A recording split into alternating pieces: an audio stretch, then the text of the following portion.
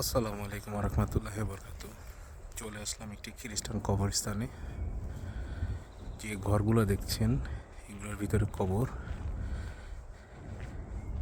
তাদেরকে ঘর বানিয়ে দেওয়া আছে মৃত্যুর পরেও। তারা বিশ্বাস করে মৃত্যুর পরে এইভাবে তারা শান্তিতে থাকে।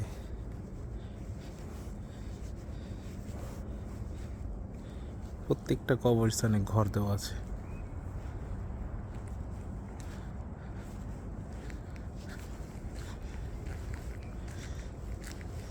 এগুলো হচ্ছে নর্মালভাবে রেখেছে, তাও টাইলস করা।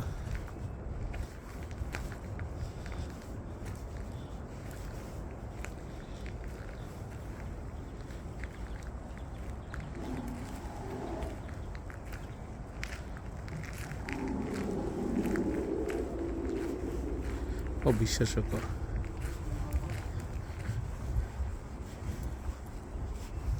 মানুষ বেঁচে থাকলে এতটা মানে যত্ন সহকারে রাখে না, মৃত্যুর পরে যে যত্ন সহকারে রাখছে।